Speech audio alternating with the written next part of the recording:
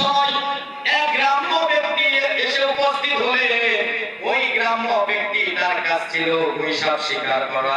ওই গ্রামের ব্যক্তিটা গুইসাপ শিকার করা ব্যক্তিটা সেই মাজলিসে এসে উপস্থিত হলেন। আর ওইদিকে আগন্তুক ব্যক্তিরা ইশারা দিয়ে বললেন, ইনি রাসূলুল্লাহ সাল্লাল্লাহু আলাইহি ওয়াসাল্লাম। সাহাবীরা বললেন, ইনি আল্লাহ রাসূল সাল্লাল্লাহু আলাইহি ওয়াসাল্লাম। সেই ব্যক্তিরা বললেন, আমরা তো রাসূলুল্লাহকে রাসূলুল্লাহ বলে সাক্ষ্য দিব।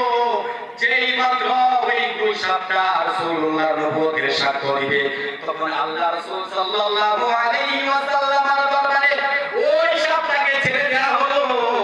আর গুইসাপকে বলা হলো, ইনিকে গুইসাপ সকলের বোধগম্য আরবি ভাষায় বললেন, লাব্বাইক ইয়া রাসূলুল্লাহ। ইনি হচ্ছেন আল্লাহ রাসূল সাল্লাল্লাহু আলাইহি ওয়াসাল্লাম। জবান খুলে বলা যাবে কি মারহাবা। আল্লাহ রাসূল সাল্লাল্লাহু আলাইহি ওয়াসাল্লামকে আল্লাহ রাসূল সাল্লাল্লাহু আলাইহি ওয়াসাল্লাম ওই গুইসাপকে বললেন, গুইসাপ তুমি কার ইবাদত করো? আল্লাহ পাক রব্বুল আলামিনের নবী যখন ওই গুইসাপকে বললেন, গুইসাপ তুমি কার ইবাদত করো? ওই গুইসাপ বললেন, ওই আল্লাহর আরশের মালিক যিনি, সেই রব্বে কারীমের ইবাদত করি। জবান বলে বলা যাবে কি মারহাবা।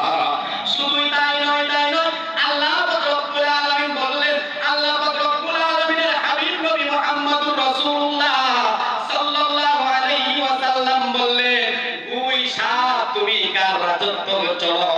তখন গুইসাপ স্বীকার করো। তখন গুইসাপ বললে, ওই রব্বে কারীমের রাজত্বে চলি, যে রব্বে কারীম আপনাকে আমাকে সদা সর্বদা রিজিকের ব্যবস্থা করে দেয়। জবান খুলে বলা যাবে কি মারহাবা।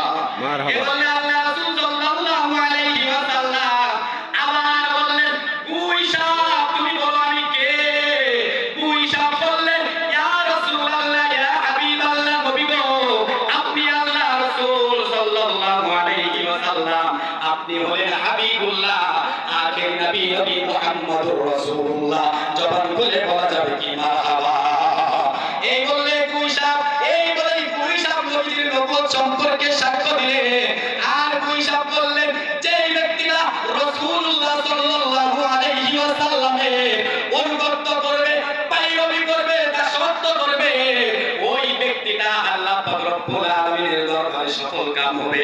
আর যে ব্যক্তিটা নবীজির এতাআত করবে না, ওই ব্যক্তিটা দুনিয়ার মধ্যেও লাঞ্ছিত হবে, পরকালের মধ্যেও জাহান্নামে থাকবে। জবান খুলে বলা যাবে কি মারহাবা।